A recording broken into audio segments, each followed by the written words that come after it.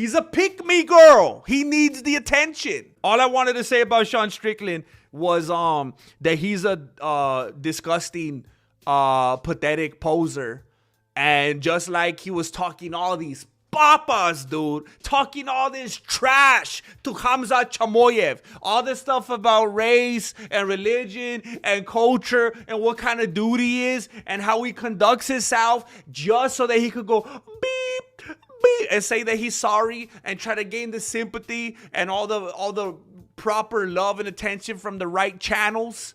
And then he comes out and he's speaking against Dustin Poirier and he's making fun of him. And he's saying depression isn't real. You're a crybaby. You don't have the right to be depressed when you have all this money and all this stuff. He was just piling on him. And then he comes out today and he's like, I'm sorry. I'm sorry, Poirier.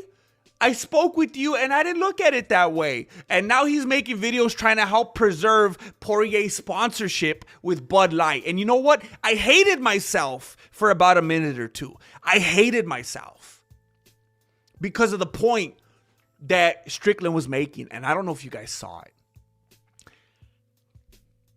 it. Strickland was holding a bottle of Bud Light and he was saying, hey, Bud Light, you cannot drop Poirier. And I'm paraphrasing here, but this is basically what he was saying. He's saying you guys cannot drop Poirier because you guys, you know, people that do drugs, they go out to their plug, they go out on the street corners, they get whatever they need and, you know, under the table, whatever. He says, you guys put this product right there on the shelves for people to go get easily and legally and very accessible. You guys put this product on the shelf so that people that have problems, people that have stuff they're dealing with and they want to numb and they want to escape and so on and so forth and etc. You guys put this real easy and available and accessible for people. And then when they get it and they partake in it and then they act in ways that this leads to, that this causes, then you're going to drop them? That couldn't possibly be more un-American, he said, which again is pandering. That's totally pandering. I don't know why Strickland always has to make everything about being American or un-American. To me, he was making a good point. And then when he's like, well, that's not American. It's like, what does being American have to, that's just not a cool thing. It's hypocritical. But why do you got to bring being American into it? That's just pandering. It's more pandering. 100%, no matter how you look at it. When dudes like that try to turn everything, like it just shows where his mind's really at, where his heart's at. Oh, he had me for a moment, and then he went back to the pandering. It doesn't always have to be about politics or what flag you're carrying. It was just a matter of general, universal hypocrisy. But he was right. He was right.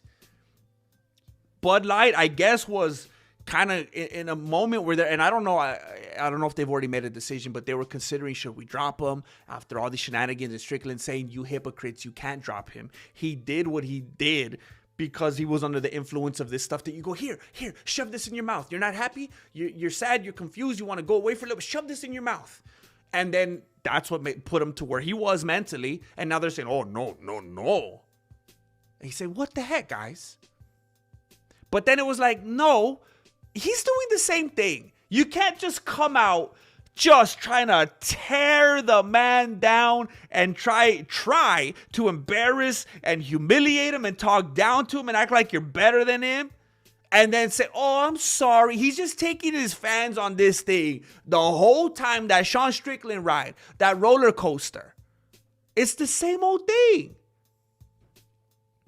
It's catch and release all the time with this dude. It's like this. It's kind of, I don't know if it's like what his dad did. I don't know if it's the kind of like, you know, I'm going to smack you around and, oh, I'm sorry. You know why I did that, right? I'm sorry. You know I love you, right? And then you do it again. I'm sorry. You know that you made me do that to you, right?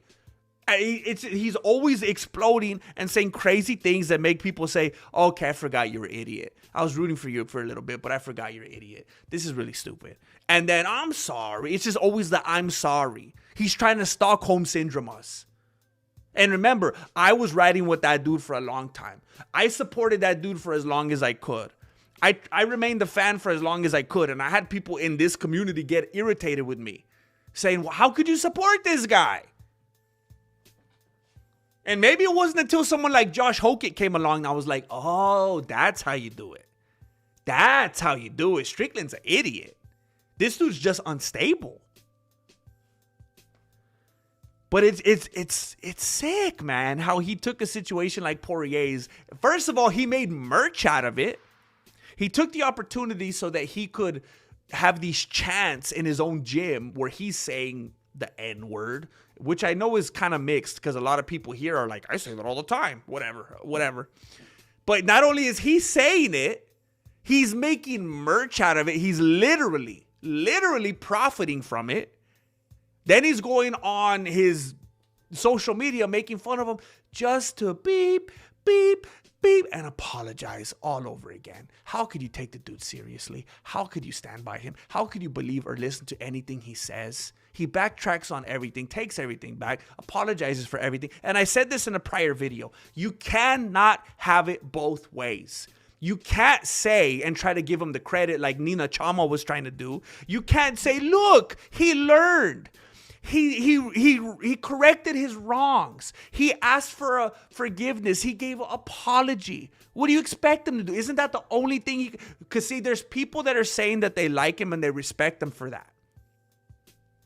But wait a minute. I thought you liked him and respected him for those things he said in the first place. Because he's so unfiltered and raw and one of the last standing Americans. And he tells it like it is. And he just gives it to you straight. And he doesn't mince words. Well, yeah, that is why I like him. Because he takes a stand and he's not afraid of it. Oh, yeah, but I thought you liked him because he apologized. And because he took it back and he actually is a good person. And he didn't mean to express that hate. Well, yeah, that is why I like him, because he showed that he's a good guy. And, you know, good sportsmanship at the end. And he shook his hand, and that is good. Yeah, but I thought you liked him because of the stuff that he said in the first place. And you identified with him. And he kind of looked like you, and he was the everyman, and he was blue collar, and he was saying these things that you aligned with. Well, yeah, that's right. I do believe in those things. I do align with those things. And I like him because he was saying that stuff that I believe. Yeah, but I thought you liked him because he apologized. And because he's a good person now after all of that. And because he came to a sense, well, you do like him because of that. Do you see? Do you see how foolish you look?